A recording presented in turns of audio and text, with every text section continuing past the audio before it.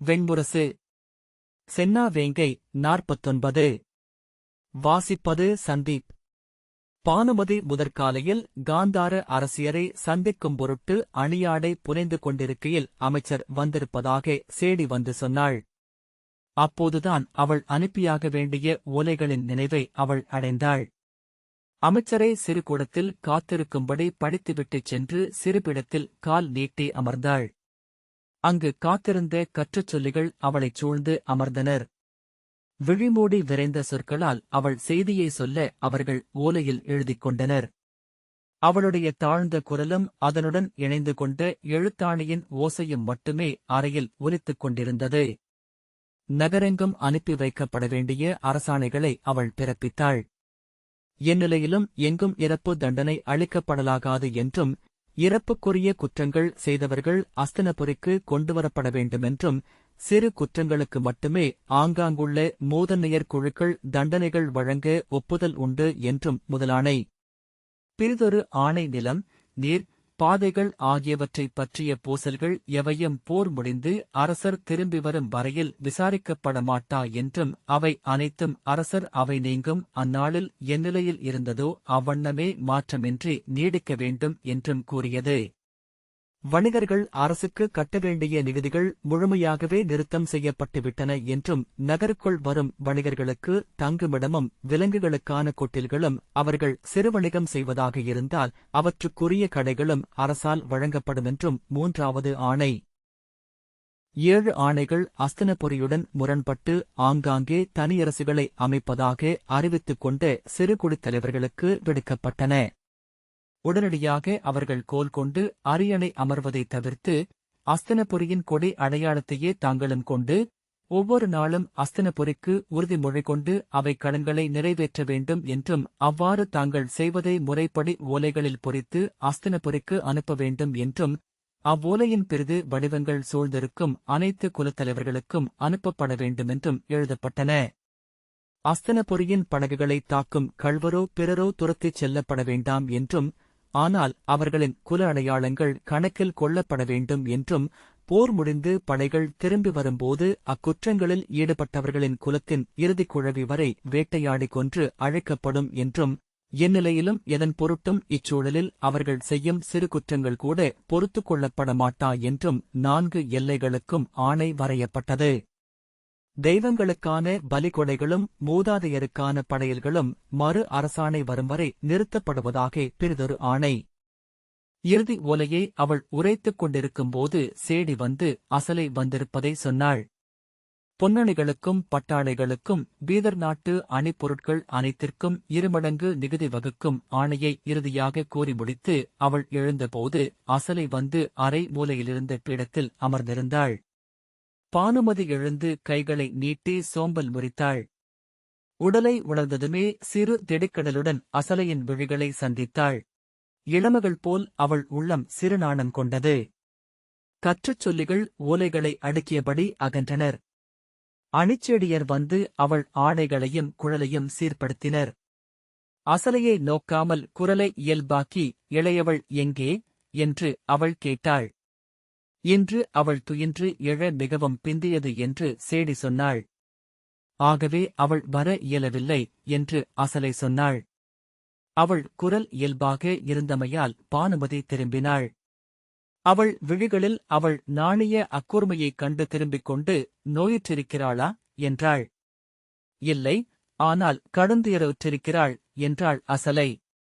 பானுமதி, ஆம், விகர்ணனிடம் அவள் பேசிய சொற்கள் எஞ்சிய வாழ்நாளெல்லாம் அவளை துன்புறுத்தும் என்றாள். அசலை, அவ்வாறு நான் எண்ணவில்லை.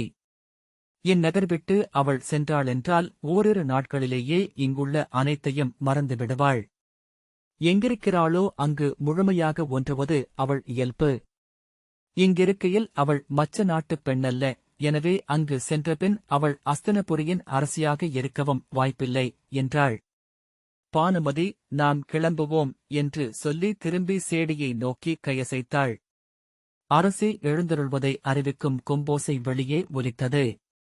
அவள் வெளியே சென்றபோது வந்து வணங்கிய அமைச்சர் மனோதரரிடம், ஓலைகளை எழுதிவிட்டேன் அமைச்சரே. அவை இன்றே அனைத்து பகுதிகளுக்கும் சென்று சேரட்டும். அவை முறைப்படி சொல்கொள்ளப்பட்டனவா என்ற செய்தியை நாளை மாலைக்குள் எனக்கு தெரிவியுங்கள். சொல்மாறு உரைத்த குலக்குழுக்களின் செய்திகள் அனைத்தும் தனியாக ஓலையில் எழுதி என் முன் வைக்கப்பட வேண்டும் என்றாள். ஓசையின்றி மனோதரர் தலைவணங்கி திரும்பிச் சென்றார். அசலை, இது ஒருபோதும் தீராது என எண்ணுகிறேன். இந்த அரண்மனை வளாகத்தின் அன்றாட ஆட்சிக்கே என் முழு பொழுதும் செலவழிகிறது என்றாள். பானுமதி, இரண்டும் ஒன்றே என்றாள். ஆண்கள் தங்கள் பொறுப்புகளை பகிர்ந்து கொள்கிறார்கள். நாம் அனைத்தையும் நாமே செய்ய வேண்டுமென விரும்புகிறோமோ என்றாள் அசலை. பானுமதி வெறுமனே திரும்பி நோக்கிவிட்டு நடந்தாள். கொம்பும் முழவும் சங்கும் என மங்களமூவொலி எழுப்பி இசைச்சூதர் முன்னால் செல்ல அணிச்சேடியர் மூவர் மங்கலத்தாளங்களுடன் தொடர அசலையும் பானுமதியும் இருபுறமும் சேடியர் வர நடந்தனர். பானுமதி மிகவும் களைத்திருந்தாள். அவ்வப்போது நின்று சற்றே இளைப்பாறிய பின் நடந்தாள். அசலை, மிகவும் களைப்புற்றிருக்கிறீர்கள் அரசி. அத்துடன் இந்நாட்களில் தாங்கள் நன்கு எடை மிகுந்தும் உள்ளீர்கள் என்றாள். ஆம், அதுதான் எனக்கு விந்தையாக இருக்கிறது. விழித்திருக்கும் நேரமெல்லாம் பணியிலிருக்கிறேன். ஒவ்வொரு நாளுமென எடை கூடி வருகிறது என்றாள்.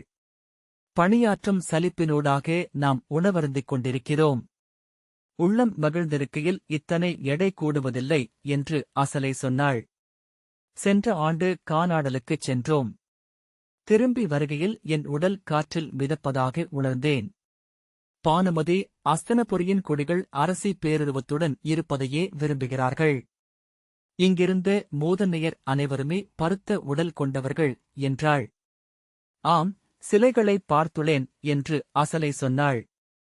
பானுமதி, மெய்யாகவே அவர்கள் பருத்த உடல் கொண்டவர்களா?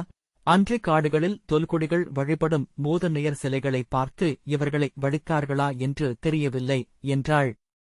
அசலை, சிலைகளை பேரிடலுடன் வடித்திருப்பார்கள். பின்னர் மூதன்னையர் அவர்களை தங்கள் உடலில் கொணர்ந்திருப்பார்கள் என்றாள். பானுமதி புன்னகைத்தாள். அப்பேச்சினூடாக மெல்ல மெல்ல எளிதாகி முகத்தசைகள் முறுக்க விழுந்து மெல்லிய புன்னகையுடன் அவர்கள் நடந்தனர்.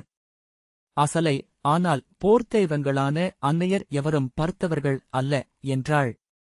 காந்தாரியின் அவை வாயிலில் நின்றிருந்து முதுசேடி தொலைவிலேயே கொம்போசையைக் கேட்டு உள்ளே சென்று ஆணையிட 3 சேடியர் மங்கலத் தாளங்களுடன் வந்து பானுமதியை எதிர்கொண்டு தலைவணங்கி முகமுனுரைத்தனர். முதுசேடியிடம், பேரரசி ஒருங்கியுள்ளார்களா என்று பானுமதி கேட்டாள். ஆம், சிறுகுளத்தில் அமர்ந்திருக்கிறார்கள். உடன் பிற அரசியரும் அமர்ந்திருக்கிறார்கள் என்றாள். அவள் திரும்பிப் பார்க்க சற்று அப்பால் நின்றிருந்த சிற்றமைச்சர் உத்பவர் அருகணைந்து தலைவணங்கி, இன்னும் அரை நாழிகைப் பொழுதில் அரசரும் தம்பியர் மூவரும் மாதலர் காந்தாரருடன் இங்கு வந்து பேரரசியிடம் போர்விடை கொள்ளப் போகிறார்கள் அரசி என்றார். மூவர் மட்டிலுமா என்று அவள் கேட்டாள். முதலில் மூவர் வருகிறார்கள். அவர்களைத் தொடர்ந்து 11 குழுக்களாக இளையோர் வருவார்கள். அன்னையர் அனைவரிடமும் ஒரே இடத்தில் வைத்து விடைகொள்வது எளிது என்று தனகர் வகுத்துள்ளார் என்றார் உத்பவர். ஆயிரத்தவர் அனைவரும் நேற்றே பேரரசியிடம் விடை பெற்றுவிட்டனர். மெல்லிய உளநடுக்கு ஒன்று நிகழ முகத்தில் அதை மறைத்தபடி பேரரசி எவ்வாறு இருந்தார்கள் என்றாள். வழக்கம்போலத்தான். அனைவரையும் உச்சிமுகர்ந்து தழுவி விடையளித்தார்கள். பானுமதி தலையசைத்துவிட்டு முன்னால் நடந்தாள். உடன் வந்து முதுசேடியிடம், பேரரசி இரவில் துயின்றார்களா என்றாள். இல்லை அரசி என்றபின் அவள் குரல் தாழ்த்தி, மூத்த அரசியர் 11 பொதுவாக துயில்வது இல்லை என்றாள். பானுமதி ஒன்றும் சொல்லாமல் நடக்க அவள் மேலும் குரல் தாழ்த்தி, சிற்றரசியரிலும் எவரும் துயில்வதில்லை. பலர் பித்துக் கொண்டிருக்கிறார்கள். நேற்று ஓர் அரசி தலையை தூண் ஒன்றில் மோதிக்கொண்டார்கள் என்றாள். பானுமதி அவளிடம் அகலும்படி கை காட்டினாள். பானுமதி கைகூப்பியபடி உள்ளே நுழைந்தாள். தொன்மையான அவைக்கூடத்தில் கௌரவர்களின் துணைவியர் அனைவரும் அணியாடை புனைந்து நிறைவகுத்து காத்து நின்றிருந்தனர். பானுமதி அந்த அறை அதைப்போல மகளிரால் நிறைந்து அணியோசையும் ஆடையோசையும் மென்சிரிப்புகளும் குறும்பேச்சுமாக முழங்கிக் கொண்டிருந்த நாட்களை நினைவு கூர்ந்தாள். அத்தனை அரசியரும் தங்களுக்குரிய முறைமை தோற்றத்தில் இருந்தாலும் எவர் முகமும் அருள் கொண்டிருக்கவில்லை. பலர் தலையாடையை இழுத்து முகத்தின் மேலிட்டு மூடிக்கொண்டிருந்தனர். உவகையில் ஒருவரோடொருவர் ஒட்டிக்கொண்டு சிறுகுரலில் பேசிக் கொண்டிருக்கும் அவர்கள் துயரில் ஒவ்வொருவரும் முற்றிலும் தனித்தவராக மாறிவிட்டிருந்தனர். உடல்கள் ஒன்றையொன்று ஒட்டி நின்றிருந்த போதும் கூட ஒருவரையொருவர் நோக்கிக் கொள்ளவில்லை. ஒவ்வொருவரைச் சுற்றியும் ஒலியின்மையாலான குளிர்ந்த பளிங்கு அறை ஒன்று அமைந்திருந்தது போல. அவைக்கூடத்தின் நடுவே அமைந்த பெரும்பீடத்தில் காந்தாரி அமர்ந்திருந்தாள். அவளுக்கு இருபுறமும் சத்யசேனையும் சத்யவிரதையும் நின்றிருந்தனர். சுதேஷ்ணையும் சம்ஹிதையும் தேஸ்ரவையும் சுஸ்ரவையும் நிகுதியும் சுபையும் தசாரணையும் பீடத்திற்குப் பின்னால் நிறைவகுத்து நின்றிருந்தனர். நூற்றுவர் மருகியர் அறையின் இருபுறங்களிலும் சுவரை ஒட்டி 4 நிறைகளாக நின்றிருந்தனர். மகானிஷாதகுலத்து இளவரசியரான சந்திரிகையும் சந்திரகலையும் அவர்களில் இருக்கிறார்களா என அவள் ஒரு விழியோட்டலில் நோக்கி இல்லை என தெளிந்தாள். அவர்களுக்கும் அணியாடை அணிவித்து அந்த நிறையில் கொண்டு வந்து நிறுத்த துணியாமைக்காக அவள் காந்தார அரசியரை நினைத்துக் கொண்டாள். நிமித்திகை பானுமதியின் வரவை முறைச் சொற்களில் அறிவித்தாள். பானுமதி காந்தாரியை அணுகி கால் தொட்டு சென்னி சூடி வணங்குகிறேன் பேரரசி என்றாள். காந்தாரி தன் வலக்கையால் அவள் தலை தொட்டு சொல்லின்றி வாழ்த்தினாள். அசலையும் அவ்வாறே வணங்கி பானுமதியின் அருகே நின்று கொண்டாள். பானுமதி விழிகளால் சத்யசேனையிடம் அனைத்தும் முறைப்படி நிகழ்கிறதல்லவா என்றாள். சத்யசேனை மெல்ல தலையசைத்தாள். பானுமதி தன் நெஞ்சிலிருந்து எழுந்த நீள்மூச்சை மெல்ல அடக்கி வாயால் ஊதி வெளிவிட்டாள். அங்கு குளிர்வது போலவும் வியர்வை எழுவது போலவும் ஒரே தருணத்தில் தோன்றியது. காற்று பேரிடை கொண்டு உடலை அழுத்தியது. அங்கிருந்த அனைவரும் உள்ளில் நீர்த்துளிகள் என ததும்பி நின்றிருந்தனர். சற்று அசை விழுந்தால் கூட விழுந்து விடுவார்கள். அவர்கள் ஒவ்வொருவரின் முகத்தையும் நோக்க விரும்பினாள். ஒவ்வொருவரிடமும் ஓரிரு சொற்களாவது பேச வேண்டுமென்று தோன்றியது. எக்கணமும் அவர்களில் ஒருத்தி விம்மலென வெடித்துவிடக்கூடும். பித்தெழுந்து கூச்சலிட்டபடி வெறியாட்டுக் கொள்ளக்கூடும். மாளிகையின் தரை தேன் மெழுகால் மெருகூட்டப்பட்டிருந்தது. கௌரவ அரசியரின் அணியாடைகளின் வண்ணங்கள் ஈரம் போல் மின்னிய அத்தரையில் தெரிந்தன. ஒருத்தியின் தலையில் இருந்த மணிகள் பதிக்கப்பட்ட பொன்மீன் நீருக்குள் நீந்துவது போல தெரிய பானுமதி விழுதூக்கி ஒரு நோக்கில் அனைவரையும் பார்த்தாள். ஒரு பெருவழவுக்குரிய அணித்திரள். ஒரு கணத்தில் அதிலிருந்த பொருளின்மை அவளை துணுக்குறச் செய்தது. அவ்வாடைகள், அணிகள், முறைமை தோற்றம் அனைத்தும் ஓர் அவல நாடகத்தின் இளிவரல் ஓங்கிய பகுதிகள். அவள் சம்படையை நினைவு கூர்ந்தாள். குண்டாசியின் முகம் எண்ணத்தில் எழுந்தது. மீண்டும் அரசியரை பார்த்தாள். முகங்கள் மரப்பாவைகள் போல் உயிரற்றிருந்தன. தோல் விரிசல்களுடன் உலர்ந்திருக்க கண்களுக்கு கீழே ஆழ்ந்த கருவளையங்கள். வாயைச் சுற்றி அழுத்தமான கோடுகள். துயரம், வஞ்சம், தனிமை, கசப்பு, பித்து என ஒவ்வொரு முகமும் ஒவ்வொரு வகையில் முறுக்கிக் கொண்டிருந்தது. அனைவரிலும் சம்படை எழுந்திருந்தாள். கௌரவர்கள் அனைவரும் மனம் புரிந்து அரசியரை கொண்டு வந்து அந்நாளில் அங்க நாட்டரசன் உள்ளே நுழைய பெண்டிர் அவனை களியாடியதை அவள் எண்ணினாள். ஓங்கிய உடலை நாணத்தால் குறுக்கி எவர் விழிகளையும் பார்க்காமல் எச்சொற்களையும் கேட்காமல் ஊடே அவன் கடந்து சென்ற அதே பெண்டிர்தான். அவர்களுக்குள்ளிருந்து அன்றிருந்த ஒன்று அகன்றுவிட்டிருக்கிறது. இன்று அந்த நாட்களை அவ்வகையில் நினைவு கூறக்கூட அவர்களால் இயலாதிருக்கலாம். கனவுகளில் அங்கெங்கோதான் அவர்கள் வாழ்ந்து கொண்டிருப்பார்கள். அவர்கள் வாழ்ந்தது அரசியர் என மனம் கொள்ளும் வரை மட்டுமே. காட்டில் பூத்து நின்றிருக்கும் மரத்தை வெட்டிச் செதுக்கி இழைத்து அணிக்கோல் என்றாக்குவதே அதன்பின் நிகழ்வது என்று காசி நாட்டில் அவளுடைய செவிலியன்னை ஒருமுறை சொன்னாள். 1000 முறைமைகளால் கட்டுண்டவர்கள் அரசர்கள், 10,000 எச்சரிக்கைகளால் ஆனவர்கள் அரசியர் என்றாள். காந்தாரி மெல்ல அசைந்து அமர்ந்தபோது சத்யவிரதை குனிந்து, என்ன, அக்கையே என்றாள். ஒன்றுமில்லை என்று காந்தாரி கைவீசி சொன்னாள். அவள் முகத்தையே பானுமதி நோக்கிக் கொண்டிருந்தாள். வெண்கல்லில் செதுக்கிய சிற்பம் போன்ற முகம். சிறிய உதடுகள், சிறிய செவிகள். அவள் கைகளும் விரல்களும் சிறியவை. சிட்டக்குருவியின் மூக்கு போன்ற சிவந்த மெல்லிய நகங்கள் கொண்ட விரல்கள். அவ்வுடலுக்குள்ளிருந்து துரியோதனன் எழுந்திருக்கிறான். அவள் முதலைகள் முட்டையிலிருந்து விரிவதை ஒருமுறை பார்த்ததை நினைவு கூர்ந்தாள். முட்டை எனும்போது உள்ளிருந்து பறவை ஒன்றை ஈரமான மென்சிறகுடன் எதிர்பார்க்கும் வழக்கம் நெஞ்சுக்கும் விழிக்கும் இருந்தது. முட்டை உடைந்து செதில்கள் கொண்ட உடலும் நீண்ட வாலும் திறந்த வாய்க்குள் கூரிய பற்களுமாக முதலைக்குழவி வெளிப்படும்போது ஏற்படும் திடுக்கிடல். அவ்வெண்ணத்தை விலக்கும் பொருட்டு அவள் தன் ஆடையை சீரமைத்தாள். அவ்வசைவை அங்கிருந்த அனைத்து பெண்டிரும் உணர்ந்தனர்.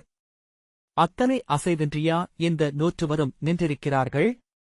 உடலில் அவ்வளவு அசைவின்மை கூட வேண்டுமென்றால் உள்ளத்தில் அதைவிட பல மடங்கு அசைவின்மை நிறைந்திருக்க வேண்டும். அசைவின்மை என்பது உள்ளத்தின் இயல்பே அல்ல, அது தன்னை மறக்கையில் அசைவின்மை கொள்கிறது. நோயுற்று அழுகையில் அசைவின்மை கொள்ளக்கூடும். இது பிறிதொன்று. மதங்கொண்ட யானையை 8 திசைகளிலும் இழுத்துக்கட்டிய சங்கிலிகளால் அசைவற்று நிறுத்துவது போல. அதன் உடலில் சங்கிலிகள் இறுக்கிய புண்களில் குருதி வழியும். ஒரு கணமும் நில்லாது அது ததும்பிக் கொண்டிருக்கும். ஒருமுறை காவல் கோட்டத்தின் மேலிருந்து அவள் போர்க்களிரான நிக்ரஹன் 12 சங்கிலிகளால் கட்டப்பட்டிருப்பதைப் பார்த்தாள். அது நிலைக்கத்தி நின்று மெல்ல அசையும் கருவிழி போல் என்று தோன்றியது அன்று. அவள் தன் உள்ளத்தை அஞ்சினாள்.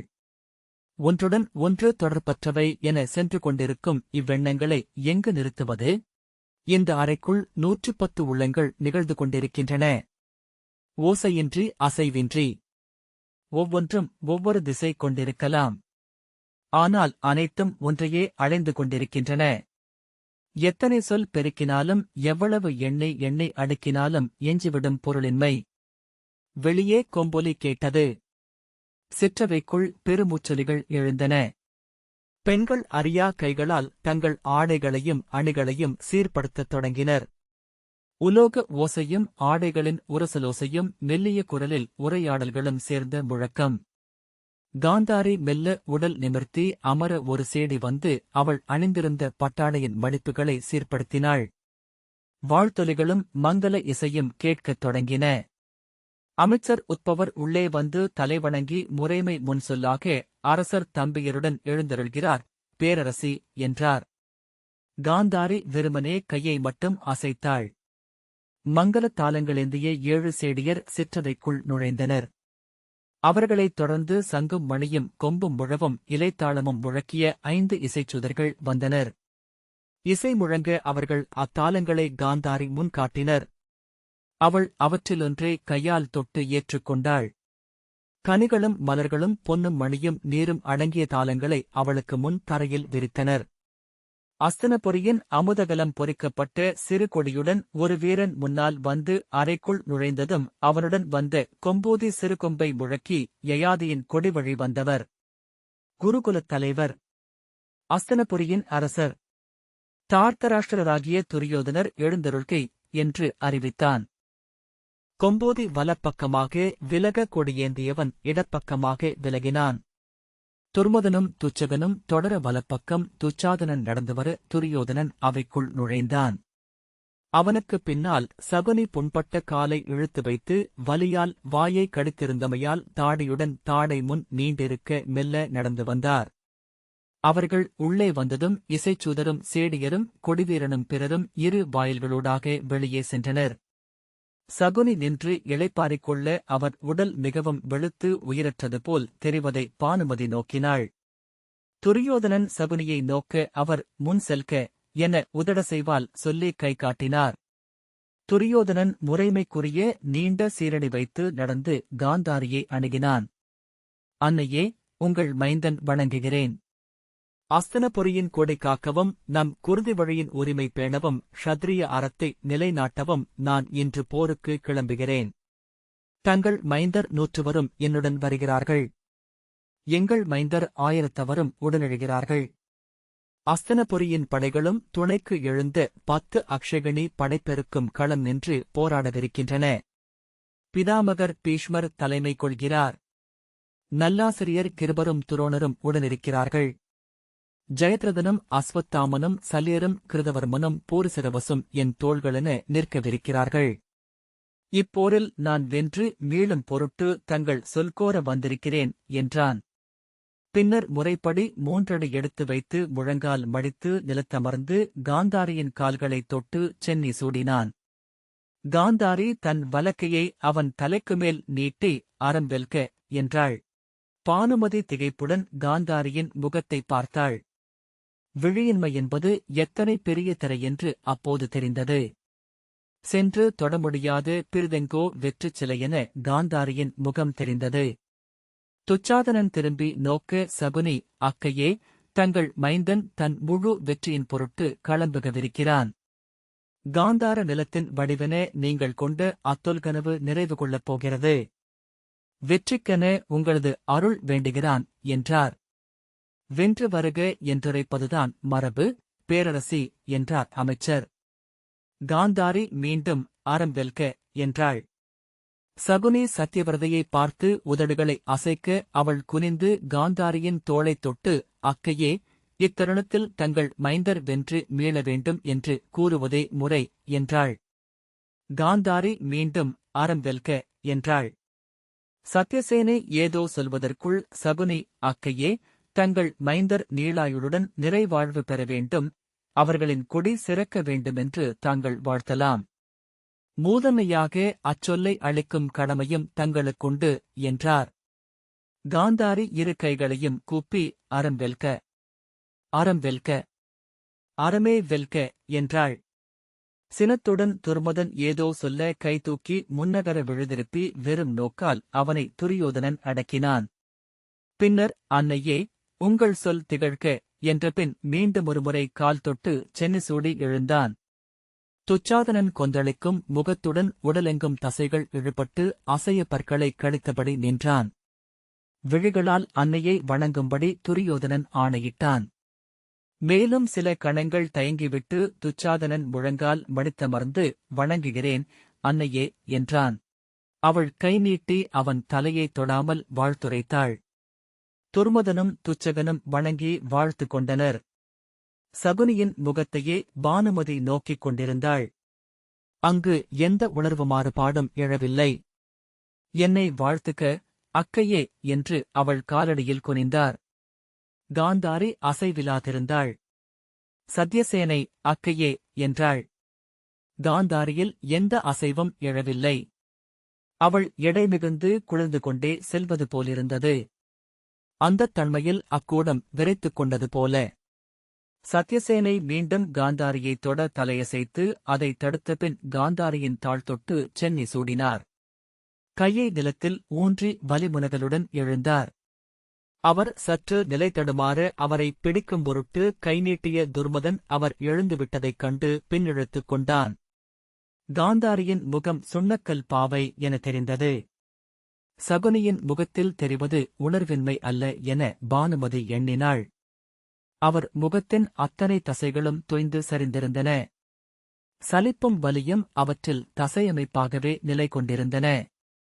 அமைச்சரிடம் ஒரு சொல்லில் ஏதோ ஆணையிட்டுவிட்டு துரியோதனன் சீர்நடையிட்டு வாயிலை நோக்கிச் சென்றான். துச்சாதனன் உடன் செல்ல துர்மதனும் தொடர்ந்தான். துச்சகன் சகுனிக்காக காத்து நின்றான். அவன் தோளைப் பற்றியபடி வலியுடன் மெல்ல நடந்து சகுனியும் வெளியேறினார். துரியோதனன் தன்னை ஒரு கணமேனும் பார்ப்பான் என்று பானுமதி எண்ணினாள். ஆனால் அவள் நிற்பதையே அறியாதவனாக அவன் அறையை விட்டு நீங்கினான். அனைவரும் வெளியே சென்றதும் அங்கு நின்றிருந்த அரசியர் அனைவருமே நீள்மூச்சுகளும் உடல் எளிதாகும் ஓசைகளுமாக நிலை மீண்டனர். அம்புகளை ஏவி தளரும் விற்களைப் போல. மீண்டும் வெளியே கொம்போசை எழுந்தது. பானுமதி நீள்கால் வைத்து அரச நடையில் செல்லும் துரியோதனனை உளவழியால் நோக்கிக் கொண்டிருந்தாள். அவள் முந்தைய இரவில் கண்டு துரியோதனனை அவன் அவளிடமே விட்டுச் சென்றிருந்தான் என்று எண்ணிக்கொண்டாள். நிமித்திகை வந்து அறிவிப்பு அளிக்க கௌரவர்கள் 2 நிறைகளாக அறைக்குள் வந்து காந்தாரியிடமும் 9 அன்னையரிடமும் வாழ்த்துகள் பெறத் தொடங்கினர். ஒருவர் பின் ஒருவராக கரிய பேரிடலுடன் அவர்கள் தோன்றிக் கொண்டே இருந்தனர். காந்தாரி வெண்ணிற முகம் உறைந்திருக்க ஒவ்வொருவர் தலையாகத் தொட்டு வாழ்த்தளித்தாள். அவள் விழிகளை மூடியிருந்த நீலப்பட்டையே பானுமதி நோக்கிக் கொண்டிருந்தாள். அது சற்றேனும் நனைந்து நிறம் மாறுகிறதா என்று. அனைவரும் வந்து சொல் கொண்டு சென்றபின் மெல்ல முனகியபடி காந்தாரி கையை நீட்டினாள். சத்யசேனையும் சத்யவிரதையும் அவளைப் பற்றி மெல்ல தூக்க சிற்றடி மேல் நிற்க அவள் உடல் தடுமாறியது. பின்னர் உடன்பிறந்தார் தோள்களைப் பற்றியபடி அவள் உள்ளே சென்றாள். இந்த வாசிப்பை கேட்டதற்கு நன்றி.